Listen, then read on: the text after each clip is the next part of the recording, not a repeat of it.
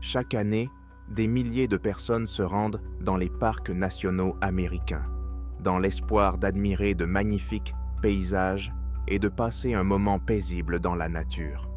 Cependant, parfois, dans les circonstances les plus ordinaires, des événements totalement inexplicables se produisent.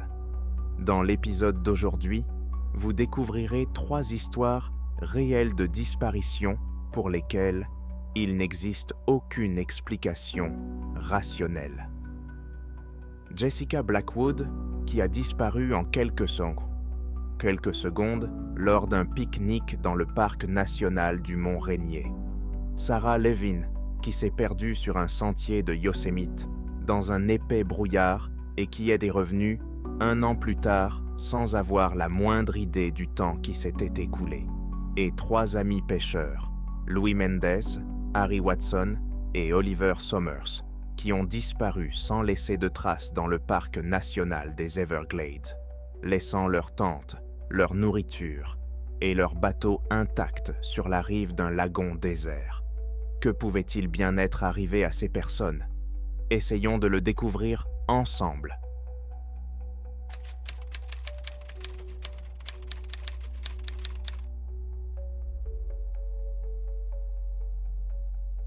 En juillet 2000, en pleine saison touristique, Jessica et Eric Blackwood, âgés de 28 ans, ont choisi de passer leurs vacances dans le parc national du Mont Rainier, dans l'État de Washington. Ils rêvaient donc depuis longtemps de voir de leurs propres yeux les paysages légendaires sur lesquels s'élève le sommet enneigé du volcan Rainier et de parcourir l'un des sentiers les plus populaires. Le temps s'annonçait étonnamment clair, ce qui réjouissait particulièrement le jeune couple. Dans cette région, le temps peut changer rapidement, apportant brouillard et précipitations. Selon les Blackwood eux-mêmes, ils ne prévoyaient qu'une courte randonnée, admirer la vue sur les prairies montagneuses et les cascades, déjeuner en plein air, puis retourner dans la petite ville d'Ashford, où ils avaient réservé une chambre d'hôtel pour la nuit. Le matin du 14 juillet, ils se sont garés à l'entrée d'un sentier très fréquenté, où se trouvait un panneau d'information avec une carte, et se sont mis en route. Jessica, plus passionnée de photographie, marchait tantôt plus lentement, tantôt plus vite, essayant de capturer la beauté de la forêt avec son appareil photo, tandis qu'Eric portait leur sac à dos commun contenant leur équipement, un peu de nourriture, de l'eau et des pulls chauds. Vers midi, ils ont choisi un endroit pour déjeuner, où une petite pente douce descendait vers un ruisseau visible en contrebas. Le soleil brillait à travers les grands sapins et les épicéas, tandis que la fraîcheur des montagnes offrait un contraste agréable. Assis sur une couverture étendue, ils ont commencé à manger leur sandwich et à discuter de leurs projets pour l'après-midi. Selon Eric, dont les souvenirs ont ensuite été consignés par le personnel du parc, Jessica était de bonne humeur, plaisantait et essayait de photographier un écureuil qui apparaissait au tronc d'un arbre. Vers 13 heures, il n'avait bien plus d'eau, et Eric a décidé d'aller en chercher dans un ruisseau qui coulait à une vingtaine de mètres de leur campement. « Je m'absente 1 minute, » a-t-il dit. « Reste ici, je reviens vite. » Sa femme lui a simplement souri et lui a demandé de ne pas laisser les restes de nourriture traîner pour ne pas attirer les animaux. Lorsqu'Eric s'approcha du ruisseau, il entendit Jessica rire, un rire féminin cristallin qui venait de la forêt. Cela l'étonna, car elle était probablement assise à sa place, et pourtant, le rire semblait venir de plus loin. J'ai pensé qu'elle avait vu quelque chose de drôle ou un animal et qu'elle était allée dans les bois, raconta-t-il plus tard. Mais j'ai rempli la bouteille, je me suis retourné et j'ai décidé de revenir rapidement. Cela ne lui prit que quelques minutes, mais lorsqu'il revint à l'endroit où se trouvait la couverture, avec la nourriture, Eric vit que Jessica n'était pas là. Il l'a appelée à voix haute. « Jess, où es-tu » Pas de réponse. Il a alors remarqué que toutes ses affaires étaient là, y compris l'appareil photo et l'imperméable plié, et que le déjeuner n'avait pas été touché. aucun signe de précipitation, de lutte ou de chute. Comprenant qu'il se passait quelque chose d'étrange, Eric partit à la recherche de sa femme. Il pensa d'abord qu'elle était partie faire un besoin naturel, mais après quelques dizaines de mètres, la forêt devint plus dense et il ne vit aucune trace. Au bout de 5 minutes, il a commencé à paniquer. Il criait de plus en plus fort, mais seul le silence répondait parmi les arbres. Personne ne répondait. Au bout d'un quart d'heure, il a décidé de descendre le sentier et, après avoir rencontré 2 touristes, il leur a demandé de l'aide. Ils l'ont aidé à fouiller un petit périmètre dans la forêt. Sans résultat. Jusqu'au soir, Eric, aidé par un groupe de bénévoles qui s'était formé, a ratissé les environs. Ils ont appelé les gardes forestiers du parc, qui sont arrivés avec un chien. Le chien a pris l'odeur des affaires de Jessica, a couru jusqu'à l'endroit où elles avaient donc déjeuné et a fait le tour des buissons les plus proches, puis a semblé perdre la piste ou se perdre. Au bout de quelques heures, il était devenu évident que la femme n'avait pas été retrouvée et qu'il n'y avait aucune chance de la retrouver immédiatement. Le parc a organisé une grande opération de recherche et de sauvetage, mobilisant plusieurs employés, des bénévoles et, le lendemain, un hélicoptère. Mais les recherches n'ont abouti à rien, ni nouveaux vêtements, ni traces du campement, ni appels à l'aide. Au cours des recherches, ils sont tombés sur un seul objet, un petit réchaud de camping, comme mentionné dans le rapport, que Jessica aurait pu transporter dans son sac à dos, a été trouvé non loin du sentier. Mais tout semblait indiquer que l'objet avait simplement été jeté par terre. Aucune égratignure, aucun signe que quelqu'un l'avait jeté à la hâte. De plus, cet endroit avait déjà été fouillé, mais aucun signe de sa présence n'avait été trouvé. On avait donc l'impression que le réchaud avait été laissé là après la fin des premières recherches. Le chien a de nouveau perdu la piste à cet endroit et n'a pas pu indiquer avec certitude la direction à suivre.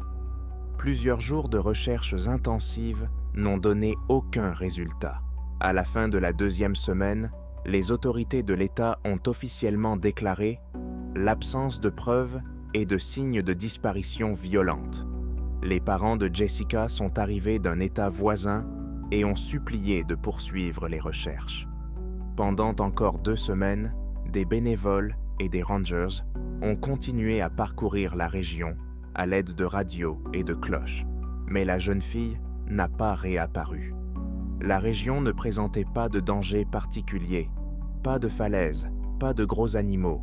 Le risque d'attaque par un ours était faible. Et surtout, la disparition n'avait pris que quelques minutes. C'était une journée claire, il y avait du monde autour, à moins que la jeune fille ne soit partie de son plein gré. Mais pourquoi? Toutes ses affaires de personnel, y compris son portefeuille et ses clés de voiture, étaient restées sur place. Dans ses souvenirs, Eric a souligné à plusieurs reprises qu'il avait entendu le rire très distinct de sa femme, comme si elle se trouvait à quelques mètres dans les profondeurs de la forêt. De plus, ce rire semblait joyeux, sans aucune trace de peur. Mais une seconde plus tard, de retour au pique-nique, il n'a trouvé aucune trace d'elle, aucun signe de lutte, aucune branche cassée, aucune trace de traînée. Rien. Cela ressemblait beaucoup à une disparition soudaine, au milieu de nulle part. La police, après avoir terminé ses recherches, a mentionné dans son rapport probablement un accident ou des circonstances inconnues. Aucun acte criminel n'a été constaté. Les proches de Jessica se creusaient franchement la tête, ne croyant ni au suicide ni à la fuite. D'autant plus qu'elle venait tout juste d'obtenir son 2e diplôme, voulait changer de travail pour un emploi plus intéressant et était heureuse en mariage. Une femme nommée Jessica Blackwood a disparu d'un sentier du mont Rainier après que son mari se soit éloigné quelques minutes pour aller chercher de l'eau. Son rire a retenti depuis la forêt, puis, quelques instants plus tard, le silence s'est fait et il ne restait plus qu'un sac à dos avec ses affaires et son déjeuner à moitié mangé. Et le campement a été découvert un peu plus tard, à l'écart, sur un sentier qui semblait avoir déjà été inspecté. Aucune trace de blessure corporelle, aucune trace de fuite, ni aucun témoin de l'enlèvement. Version finale. Disparu sans laisser de traces, les recherches n'ont donné aucun résultat.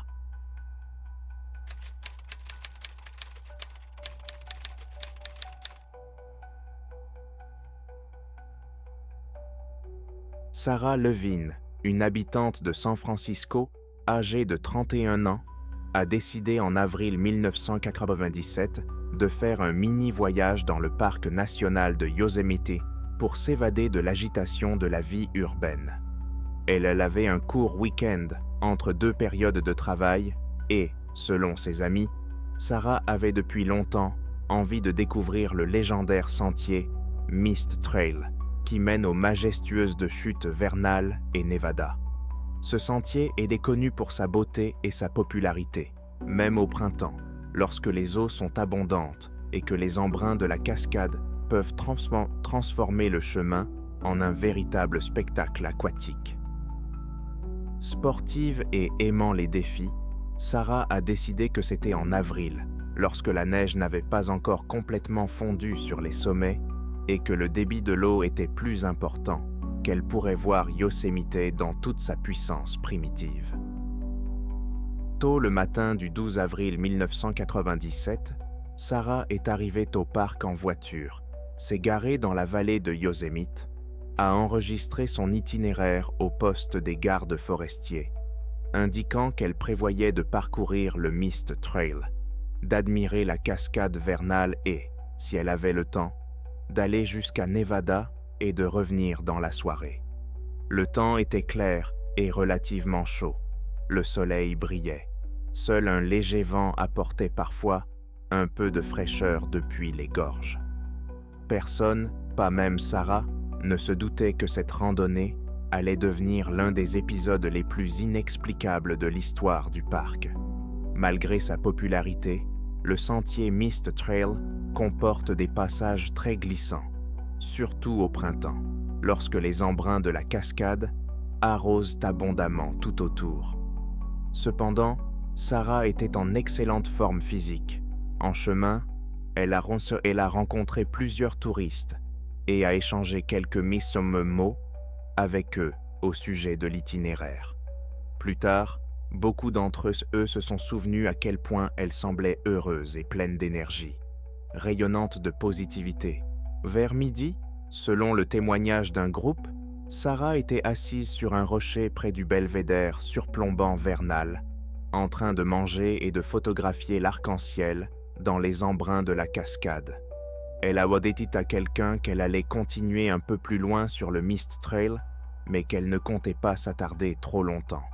À 13h, elle a brièvement discuté avec un garde forestier qui passait dans le coin, lui disant que tout allait bien et que le sentier n'était pas trop glissant. Plus loin, le sentier monte vers la cascade Nevada et traverse une clairière de pins et de sapins. Vers 1400, d'après deux touristes, Sarah continuait à monter le sentier, mais personne ne l'a vue plus loin. Et vers 15h, à un moment où le sentier est généralement très fréquenté, quelque chose d'anormal s'est produit. Comme l'a déclaré plus tard un petit groupe de 3 jeunes gens qui faisaient une ascension un peu plus haut, nous marchions sur le Mist Trail quand nous avons soudain remarqué un brouillard étrange qui s'était formé dans un ciel parfaitement clair. Il a enveloppé une partie du sentier pendant littéralement 1 minute. La visibilité était presque nulle, puis tout s'est dissipé. Par temps clair, le brouillard n'était pas rare au-dessus du sentier. Embrun, évaporation, mais aussi dense et disparaissant aussi rapidement, c'est inhabituel. Au même moment, une femme qui photographiait les chutes d'eau a affirmé avoir vu une jeune fille, probablement Sarah, debout sur une partie plate du sentier. En 1 seconde, tout a été recouvert d'un brouillard grisâtre. Elle a détourné le regard vers l'appareil photo, et quand elle a regardé à nouveau, il n'y avait plus personne, comme si la personne avait disparu. Elle a pensé qu'elle s'était simplement éloignée, effrayée par les éclaboussures. Cependant, le soir, lorsque Sarah n'est pas revenue à la voiture et n'a pas donné signe de vie, l'inquiétude a commencé à monter. À Yosemite, si une personne ne revient pas à la nuit tombée, il est possible qu'elle se soit attardée pour prendre des photos ou qu'elle soit allée camper. Mais les amis et la famille de Sarah, qu'elle avait prévenus de son programme, se sont inquiétés. À minuit, les gardes forestiers savaient déjà qu'une touriste avait disparu près du Mist Trail. À l'aube, des équipes de recherche et de sauvetage se sont rendues sur le sentier, fouillant chaque recoin, chaque crevasse, chaque corniche rocheuse. Mais sans résultat, sur les zones rocheuses, aucune trace de lutte, aucun vêtement ni sac à dos de Sarah. Tout semblait intact, comme si une personne s'était évaporée dans les airs. L'histoire du brouillard, épais dans un ciel parfaitement clair, a suscité une perplexité particulière. L'endroit où il a été repéré a été trouvé, mais il n'y avait aucun signe que quelqu'un soit tombé ou ait endommagé quoi que ce soit. Les chiens, qui avaient bien repéré l'odeur de Sarah sur ses affaires dans sa voiture, ont remonté le Mist Trail jusqu'à un certain point, puis ont commencé à courir dans tous les sens, perdant sa trace. Sur les marches en pierre menant de la cascade Vernal à la clairière près de Nevada, on aurait pu s'attendre à ce que quelqu'un ait vu ou entendu un cri, mais rien. Les touristes qui sont arrivés plus tard ont déclaré que le sentier était désert pendant un certain temps et qu'ils n'avaient entendu aucun bruit à part le grondement habituel de la cascade. Pendant une semaine, les recherches à grande échelle n'ont donné aucun indice. La police californienne a même fait appel à un hélicoptère qui a survolé la région. La touriste avait-elle quitté le sentier et fait une chute dans le canyon? Mais aucune trace de chute n'a été trouvée. Si une personne avait fait une chute, on aurait normalement vu des végétaux arrachés, voire le corps. Aucun corps, aucun objet, ni sac à dos n'ont été retrouvés dans l'eau. Puis, 1 mois après la disparition de Sarah, un rebondissement étrange est survenu. Ses effets personnels ont été retrouvés à l'endroit même où, selon des témoins, elle aurait pu disparaître dans le brouillard. Un groupe de touristes passant par là a remarqué des objets soigneusement disposés sur une pierre. Une casquette, une bouteille d'eau et à côté, un petit carnet. Le plus étonnant, c'est que cet endroit avait déjà été fouillé à plusieurs reprises auparavant, sans résultat.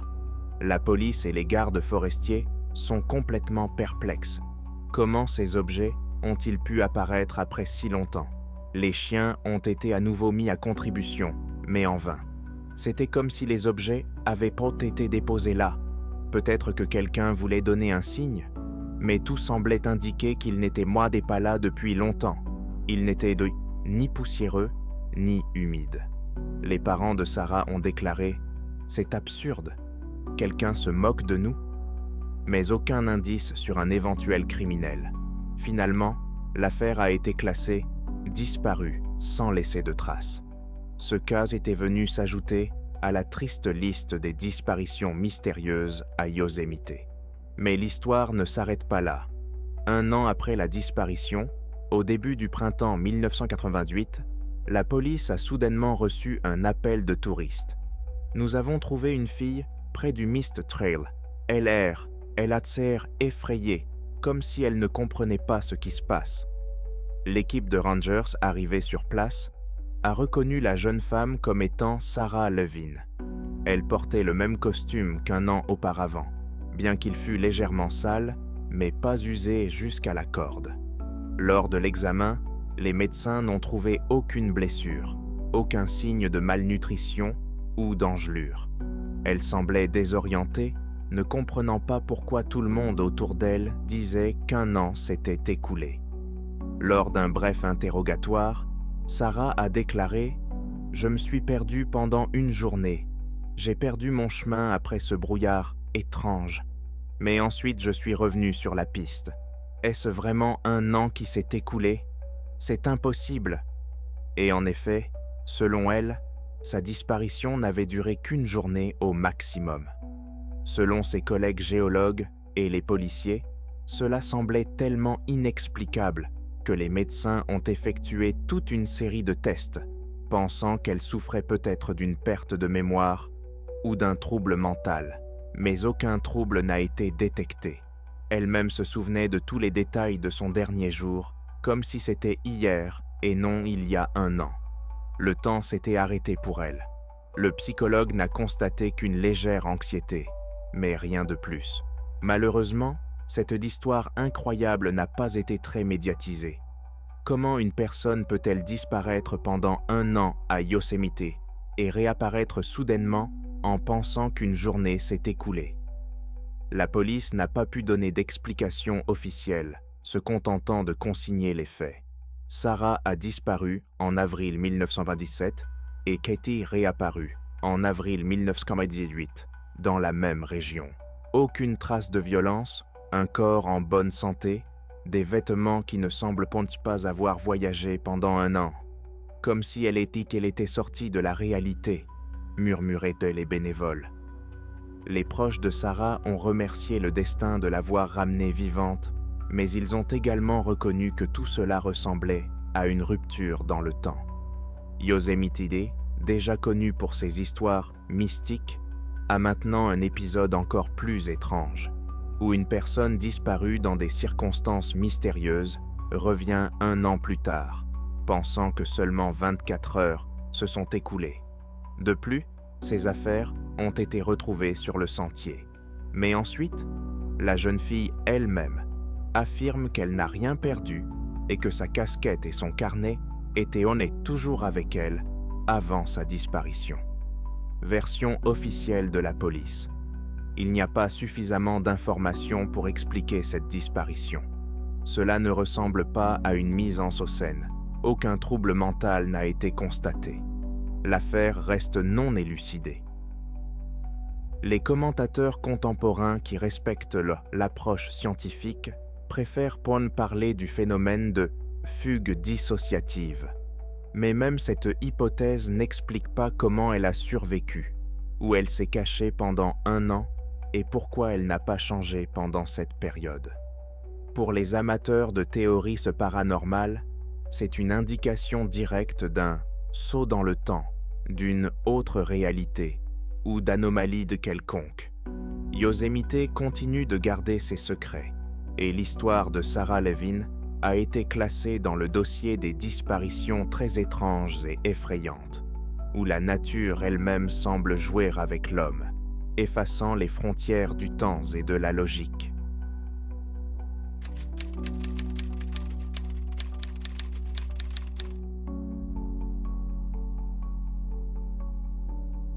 En octobre 2006, 3 amis pêcheurs, Luis Mendes, 35 ans, Harry Watson, 30 ans, et Oliver Somers, 32 ans, sont arrivés au parc national des Everglades, en Floride, pour passer quelques jours à pêcher dans des eaux calmes et peu explorées. Tous trois étaient des passionnés de pêche en pleine nature.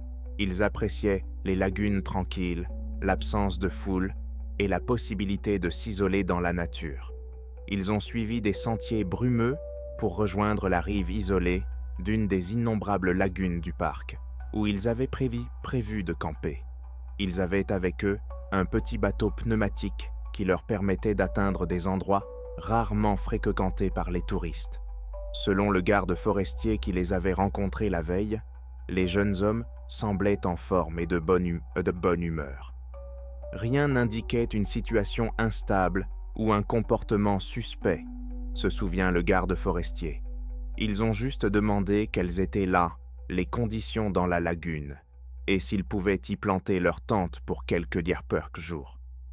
La zone où ils se rendaient était effectivement éloignée des sentiers principaux. Un terrain marécageux, une végétation mangrove abondante, des nids d'alligators à proximité, mais rien d'inhabituel pour des pêcheurs expérimentés. Tout semblait normal. Des chasseurs ou des amateurs de pêche solitaire s'arrêtaient parfois ici, pendant 2 jours, personne n'entendit parler de Louis, Harry et Oliver. Le troisième jour, un garde forestier qui patrouillait dans la zone a remarqué un campement vide sur la rive, près d'un endroit plus ou moins stable. 2 tentes, l'une légèrement plus grande que l'autre, étaient clairement visibles depuis l'eau. Leurs portes étaient matées fermées, mais il ne semblait y avoir ni mouvement ni bruit à l'intérieur. Le garde forestier a pensé que les pêcheurs étaient peut-être simplement partis tôt le matin, mais il s'est avéré que le bateau était toujours amarré près du rivage. Cela semblait suspect. Généralement, lorsque les pêcheurs partent pêcher, ils utilisent leur bateau. Lorsque le garde forestier débarqua, il constata que le campement était vide, qu'il n'y avait personne, bien que le feu de camp contienne encore quelques braises, comme s'il avait brûlé récemment. Le plus étrange était que la nourriture était de rester sur la table, improvisée en pierre. Une marmite avec une sorte de soupe, du pain intact, des fourchettes et des bols. C'était comme si les hommes s'apprêtaient à manger, mais qu'ils avaient été interrompus et s'étaient éloignés. Mais où, puisque le bateau était là et les tentes fermées? Aucun signe de lutte ou de panique, aucun objet renversé. Tout était en ordre. Seule la veste et la lampe de l'un des pêcheurs gisaient près de l'entrée de la tente, mais semblaient avoir été retirées et jetées à la hâte. Le garde forestier a immédiatement prévenu le bureau du parc et dès le soir, une équipe de recherche et de sauvetage composée de gardes forestiers et de bénévoles locaux est arrivée sur place. Ils ont parcouru la rive en appelant les pêcheurs par leur nom, mais en vain. Le lendemain, des renforts ont été appelés, notamment des plongeurs pour inspecter la lagune. Après avoir plongé dans l'eau trouble, les plongeurs n'ont rien trouvé d'autre que de la vase et quelques plantes aquatiques. Un hélicoptère a également survolé la zone, mais n'a repéré aucune silhouette dans les environs. Le deuxième jour des recherches, une découverte a été faite, qui n'a fait que renforcer le mystère. Vers midi, l'un des bénévoles qui naviguait en bateau à moteur autour de la lagune a remarqué 3 chapeaux de pêcheurs identiques, flottant les uns à côté des autres au milieu de l'eau. D'après la description, il s'agissait de chapeaux d'uniforme que les hommes aimaient porter, de vieux panames en paille à large bord.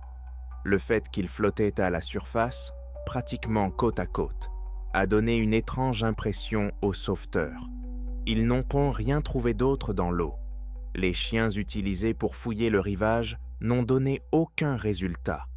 Personne n'avait vu ces 3 hommes, comme s'ils s'étaient évaporés en 1 minute. Habituellement, si quelqu'un tombe à l'eau, il reste un sac à dos, des tongs, des traces de lutte, du sang, quelque chose, mais rien.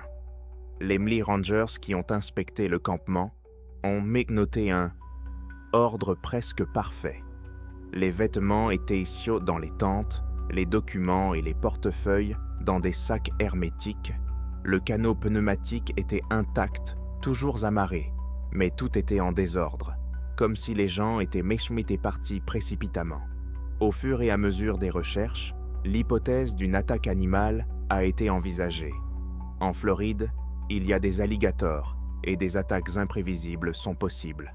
Mais 3 adultes, physiquement robustes et aucun cri ni trace dans le sable. Les attaques d'alligators sont rarement silencieuses et elles laissent généralement des traces de lutte, d'autant plus qu'il n'y avait pas de glace sur laquelle se tenir debout. Nous sommes dans le sud de la Floride, où le sol est toujours humide et où il est facile de laisser des empreintes. Il est également très improbable que des alligators aient emporté 3 personnes sans laisser de traces. Des théories criminelles ont également fait surface, mais rien n'a été découvert qui puisse les étayer. Officiellement, les recherches ont duré 2 semaines, sans donner le moindre résultat. Les amis et les proches des disparus n'avaient trouvé que des questions.